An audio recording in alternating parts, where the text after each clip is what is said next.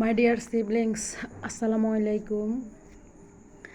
আজকে আমি তোমাদের সাথে একটা ব্লগ শেয়ার করছি। তো আমি কিন্তু অনেক দিন থেকেই চেষ্টা করছি ব্লগ দিচ্ছি, এরকম করে আর হচ্ছে না। বাট এই মাসে এসে আমার খুব সমস্যা হচ্ছিল। সেটা হচ্ছে কি, আমার জীবনে সবচেয়ে আমার জীবনে যদি কোনো দুঃখ এসে থাকে বিয়ের পর থেকে, তো আমার জীবনে একটা টেনশন, দুঃখ, কষ্ট যাই বলো, সেটা হচ্ছে আমার পারিবারিক একটা সমস্যা। এবং আমার বরের একটা সমস্যা হয়েছিল। সৌদিতে ওর একটা যে ওই কোম্পানির গাড়িটা চালায়, ওটা ওর দায়িত্বে ছিল। তো গাড়িটা চুরি হয়ে গেছিল। ওটা নিয়ে প্রায় 10 দিন আমরা টেনশনে ছিলাম। 10 দিন পর গাড়িটা পাওয়া হয়েছে। গাড়িটা পাওয়ার পরে মনে করেন 4 থেকে 5 দিন পর আমি একটু ভালোভাবে আছি। তো এরই মাঝে আমাদের পারিবারিকভাবে খুব বাজেভাবে আমি একটা পরিস্থিতি কাটাচ্ছি। পারিবারিকভাবে বলতে, আমাদের পরিবারটা হচ্ছে আমাদের 4 ভাইয়ের, ওরা 4 ভাই, 4জন বাহিরে থাকে। তো আমার হাজব্যান্ড সবার বড়।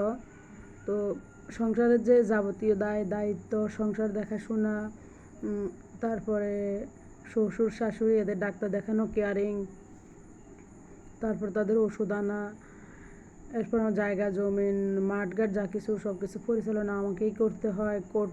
কোর্টেও আমাদের একটা সমস্যা আছে জায়গা জমিন সম্পত্তি নিয়ে।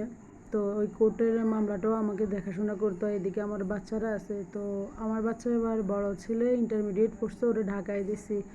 আর ছোট ছেলেকে নিয়ে আমি গ্রামে থাকছি। তো গ্রামে থাকাটা জাস্ট আমার হচ্ছে আমার শ্বশুর এবং শাশুড়ি ওদের টেক কেয়ার এবং ওদের সুন্দরভাবে পরিচালনা করার জন্য আমাকে গ্রামে রাখা হয়েছে, যে আমার দ্বারা সম্ভব পরিবারটাকে মেনটেন করা এবং আশেপাশে চারপাশ যেমন ধানের জমি, পুকুর বা ইত্যাদি ইত্যাদি জায়গাগুলো আছে, সব কিছু আমাকে দিয়েই মেনটেন করা যায়। যার কারণে আমার ছেলেকে ঢাকায় রেখে এক রিলেটিভসের বাসায় রেখে পড়ানো হচ্ছে। ওকে ওখানে মান্থলি আমরা 15,000 টাকা ওনাদেরকে দিই এবং ছেলের হাত খরচা আছে 3,000 2,000, কখনো জামা কাপড় কেনার আগে 5,000।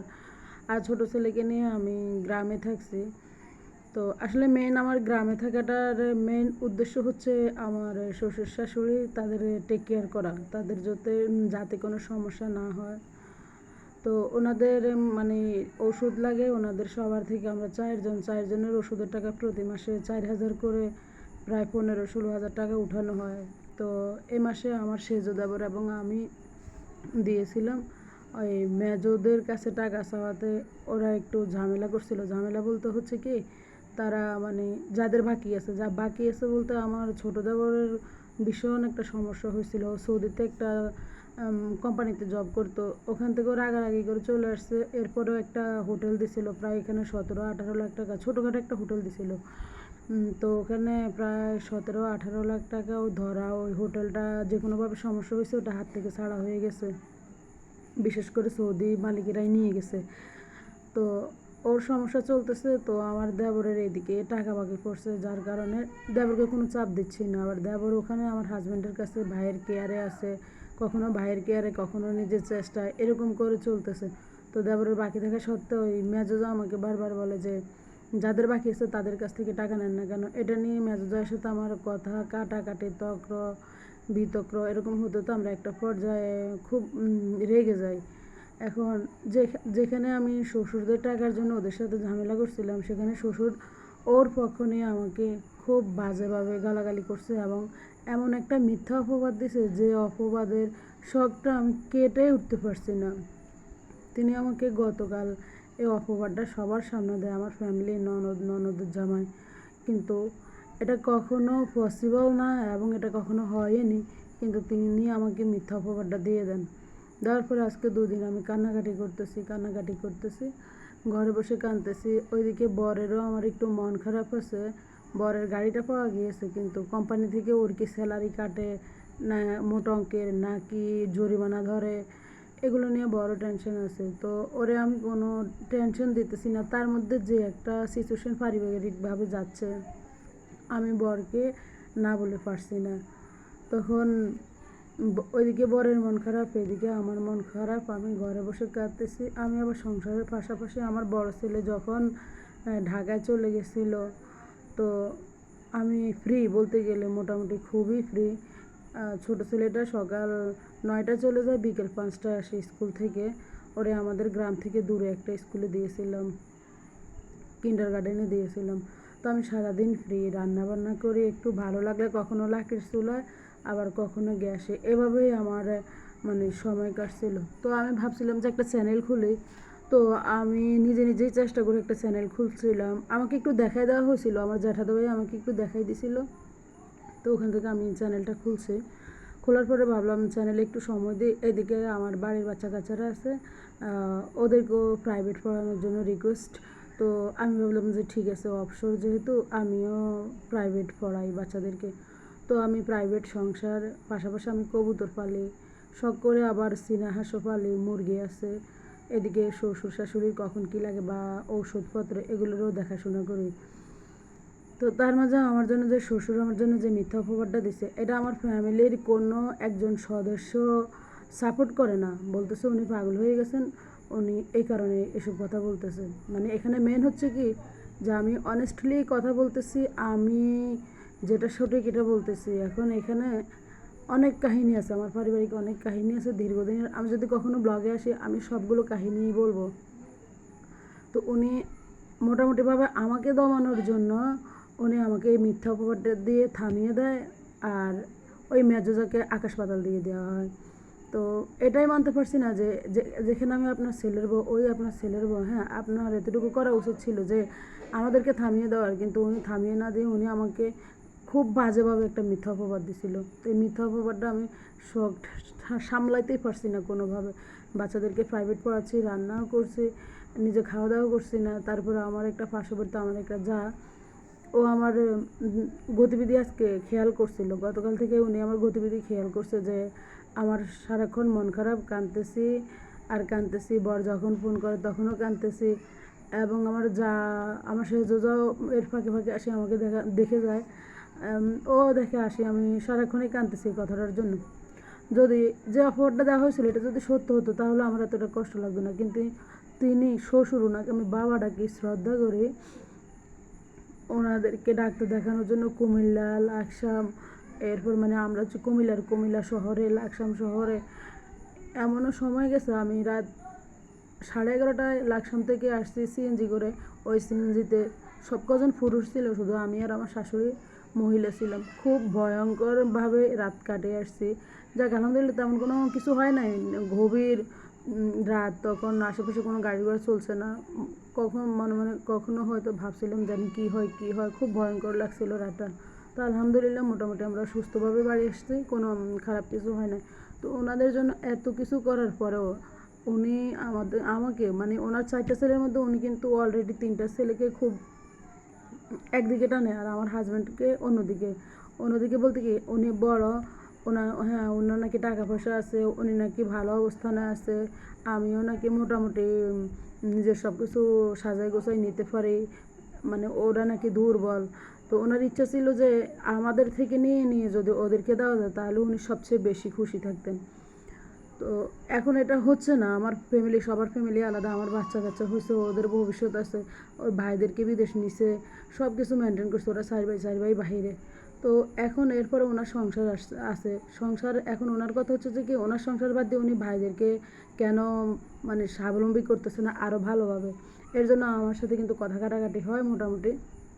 তো যার কারণে সবসময় উনি আমার উপর কিন্তু খেপেই থাকে যে আমার জন্য নাকি উনি আমার হাজব্যান্ড থেকে সব কিছু আত্মসাৎ করতে পারতেছে না, এরকম কোনো কিছু একটা তিনি বলেন। তো আমার এদিকে মানে ওনার এই কথাগুলোর জন্য আমি কান্নাকাটি করতেছি। তো আমার পার্শ্ববর্তী একটা যা আসছিল, ওই যা আসি কিন্তু আমাকে মানে আমার গতিবিধি খেয়াল করছে, আজকে আমি কি করি না করি, আমার মন খারাপ, রান্না করছি কি না, খাইছি কি না। তো উনি আসি উনি আসলে দেখাশোনা করতেছিলেন, আমাকে জিজ্ঞেস করছিলেন খাইছেন কি না, রান্না করছেন কি না। তখন উনি বিকেলে এসেও দেখে যায় আমি কান্না করতেছি। তখন উনি আমাকে বলে যে আপনি এভাবে ভাঙ্গি পড়িয়েন না, আপনি আসছেন এখানে আজকে প্রায় 17-18 বছর এই বাড়িতে আসছেন। উনি যে কথা বলছেন, আমরা কখনো আপনাকে এরকম ধারে কাছেও দেখি নাই। এগুলো বলা হয়েছে আপনাকে হেনস্থা করার জন্য, ওদের পক্ষ নিয়ে কথা বলছে। তো বলে যে আমার মেয়েরা ঘুরতে যাবে, আপনি কি সাথে যাবেন? তখন আমি বললাম যে বরকে তো একবার জিজ্ঞেস করার দরকার আছে, দেখি যায় কি না। আর এদিকে আমার ছেলেটাও স্কুলে গেছে, ও এখনও আসছে না। তখন আমি স্কুলের গাড়ির ড্রাইভারকে ফোন দিয়েছিলাম যে আমার ছেলে কোথায়, বললো যে ওই মানে ওর ফুফির বাড়ি ফোমগা, ওই ফোমগায় নামছিল, ফুফির বাড়িতে গতকাল রাতে গেছিলো। ওর ফুফাতো ভাইয়ের বার্থডে ছিল, তো ওখানে গেছিলো, ওখান থেকে স্কুলে গেছিলো, আবার স্কুল থেকে আসি আবার ওই একই জায়গায় ফোমগা নেমে গেছে, ওখানে ফুফির বাড়ি গেছে। তো আমি চাইতেছিলাম ছেলেকে নিয়ে যাব। তো আমার ছেলেটা কিন্তু আমার খুব সঙ্গী, মায়ের দুঃখ কষ্ট যা কিছু ও সব কিছু বোঝে এবং মাকে যথেষ্ট ভালোবাসে। আর আমিও আমার ছেলেটাকে ছাড়া থাকতে পারি না। তো যখন শিওর হলাম যে ও আসবে না, তখন আমি বললাম যে হ্যাঁ যাব, ঘুরে আসি। বর কিন্তু নিষেধ করছিল, বলছিল এখন মন খারাপ, যাওয়ার দরকার নাই। তো ও বলছে যে যাই একটু বৃষ্টির দিন, এই পার্কে গেলে আমি হয়তো কিছু ফুল গাছ পাবো, নিয়ে আমো ঢাল ভাঙ্গা। আমার কিন্তু একটা স্বভাব আছে, পার্কে কোথাও গেলে আমি ফুলের গাছ ঢাল ভাঙ্গি, প্রচুর ঢাল ভাঙ্গি, নিয়ে আসি, বাড়িতে নিয়ে আসি। তো ওদের সাথে করে আমি এই পার্কটাতে গেছিলাম, মোটামুটি বেশ ভালোই লাগছিল। তো আমি কিন্তু তোমরা দেখতে পাচ্ছ আমি মাঝে মাঝে কিন্তু ফুলের ঢাল ভাঙছি, কিন্তু আমি কিন্তু এই কাজটা করি, যদিও এটা ব্যাড হ্যাবিট, আমি কিন্তু এই কাজটা করি। আমি কোথাও পার্কে গেলে, ঘুরতে গেলে আমি ফুলের ঢাল ভাঙিয়ে নিয়ে আসি, ছোটো ছোটো চারা হলে আমি এগুলো নিয়ে আসি, যদিও নিষেধ থাকে তবুও আমি নিয়ে আসি। এটা নাকি আমার মানে এটা আমার ছোটোবেলা থেকে অভ্যাস। এখন আমার দুইটা ছেলে আছে, ইন্টারমিডিয়েট পড়ে বড় ছেলে, তাও এখনও সেই অভ্যাসটা রয়ে গেছে। তো পার্কটা বেশ মোটামুটিভাবে বেশ ভালোই ছিল। আমরা ঢুকছি, ঢোকার পরে প্রথমে আমরা আল্লাহু মোহাম্মদ এটা দেখে আমার ভীষণ ভালো লাগছিল। আর আমাদের সাথে তো দেবরের মেয়ে, বাসুরের মেয়েরা গেছিলো, আবার বাসুরের মেয়ের জামাই ছিল। তো আমি কিন্তু ফ্রেন্ডলি, সবার সাথে মিশি, ছোটদের সাথে না আমার একটু বেশ ভালো মিল। মানে আমি বড়দের সাথে বসে যতক্ষণ না কথা বলি, ছোটদের সাথে আমি তার চেয়ে বেশি সময় কাটাই ফেলি। তো আমরা পার্কটা ঘোরাঘুরি করলাম, এখন খাওয়ার পালা। আমি কিন্তু এর ফাঁকে কিন্তু খাইছিলাম, আমি যাই একটা 40 টাকা দিয়ে একটা চকবার, আইসক্রিম এবং দুইটা মটর ডাল খাইছিলাম। এরপরে ঘুরে ফিরে আসলাম ফুচকা খাওয়া। এখানে খাওয়ার মধ্যে ফুচকাটাই ছিল বেস্ট, আর অন্যান্য খাবার ছিল। তো ওইদিকে আর যাওয়া হয়নি, আমরা প্রথম অবস্থায় আসছি, এখানকার কিছুই বুঝতে পারিনি। অনেকে বলে আছে, অনেকে বলে নাই। তো আমরা তেমন না, আমাদের আসা যাওয়াতে 100 টাকা ভাড়া, তো আমরা হাতে করে 500 টাকা নিয়ে গেছি। তো গিয়ে আমরা ফুচকা অর্ডার করব।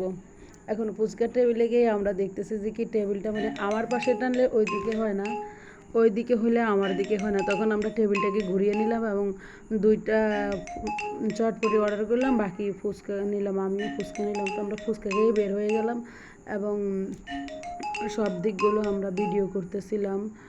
আমি আমি ভিডিও করতেছি, ওরা যে যার মতো করে ছবি তুলতেছে। আমি শুধু একটাই সেলফি নিয়েছিলাম, আমি আসলে কোথাও এত সেলফি নিই না, তবুও আমি একটা ওদের রিকোয়েস্টে একটা সেলফি নিয়েছিলাম ওদের সাথে। আর এদিকে আমার বরের ফোন শুরু হয়েছে, ওর ছেলে বাড়িতে আসছে কিনা। তো ওর ছেলে তো আর বাড়িতে আসে না, ওর ফুফির বাড়িতে রয়ে গেছে। তো সেলফি নেওয়ার পর আবার আমরা ঘুরে ফিরে পার্কটা দেখছিলাম, রাতের বেলায় পার্কটা খুব সুন্দর দেখা যাচ্ছিল। তো দেখা শেষে এক পর্যায়ে আমি কিন্তু আমার কাজে ব্যস্ত হয়ে গেছি। আমার কাজটা হচ্ছে কি, যে যে ফুল গাছগুলো ঢাল হবে, সেই ফুল গাছগুলো থেকে ঢাল ভাঙা শুরু করে দিছি, আর খেয়াল রাখতেছি ওরা আসে কিনা।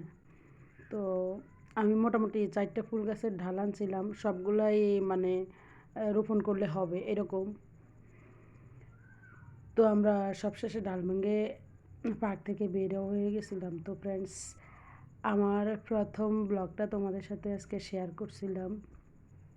আমি আজও ব্লগে আসতাম না, আমার ভিতরে খুব দুঃখ কষ্ট কাজ করছিল। তো আমি কিন্তু কখনো চাই না আমার পারিবারিক ম্যাটারগুলো সবার সামনে তুলে ধরি, কিন্তু পরিস্থিতি এমন একটা পর্যায়ে আমাকে নিয়ে আসছে, যা আমার যদি তোমরা গল্পগুলো শোনো তাহলে তোমরা আমাকে বলবে যে এতগুলো অন্যায়, এত অত্যাচার তুমি কিভাবে সহ্য করে এখনও ওখানে পড়ে আছো। তা আমি এখানে সত্যি কথা, আমার এখানে পড়ে থাকার মধ্যে দুইটা কারণ আছে। প্রথমত আমার হাজব্যান্ড খুব ভালো, ভীষণ ভীষণ ভালো। সেকেন্ড হচ্ছে আমি আমার বড় ছেলে যখন হয়েছি ওর মুখের দিকে তাকায় আমি সংসার ভাঙতে পারি নাই, এবং এরপরও আমার উপর যত নির্যাতন অত্যাচার হয়েছে, আমার ছোট ছেলেটা হওয়ার পর ওর জন্য আমার বেঁচে থাকা। তো আমার লাইফে সংসার জীবনে এই 3টা মানুষের অবদান বিশেষভাবে আছে। তো আমি কিন্তু আমার পুরো লাইফের হিস্টোরিগুলো আমি তোমাদের সাথে শেয়ার করব। আমি কিন্তু কখনোই চাই না যে এই আমার পারিবারিক ম্যাটারগুলো সামনে নিয়ে আসি। আমার উপর দিয়ে এখন এমন ঝড় যাচ্ছে যে আমাকে ব্যবহার করা হচ্ছে সংসারের জন্য। আমার ছেলেকে আমার থেকে দূরে রেখে পড়ানো হচ্ছে শুধু তাদের সংসার বাবা মার দেখাশোনার জন্য, কিন্তু সেখানেও আমাকে হেনস্থা করা হচ্ছে, অপমান করা হচ্ছে। তার জন্য আমি কিন্তু আজকের এই ব্লগটাতে কিছুটা শেয়ার করছি। তো ফ্রেন্ডস, আমার সেকেন্ড ব্লগ থেকে শুরু হবে আমার মানে সংসার জীবনের শুরু থেকে প্রায় আজকে 18 বছর। এই 18 বছর আমার সাথে কি কি হয়েছে, কতটা অন্যায় হয়েছে, আমি তোমাদের সাথে শেয়ার করবো। আর তোমরা কমেন্টে জানাও যে এখানে আমার ভুলটা কি, বা আমার দোষটা কোথায় ছিল, বা তাদের দোষটা কি, তোমরা আমাকে কমেন্টে জানাইও। তো মাই ডিয়ার সিবলিংস, আমরা পার্ক থেকে বেরিয়ে বাড়িতেও চলে আসছি। আমি এই ফুলটার একটা বড় ঢাল ভাঙছিলাম, আরও 2-3টা আছে, তোমাদেরকে সেগুলো দেখানো হচ্ছে না। তো আসসালামু আলাইকুম, সবাইকে বিদায় জানিয়ে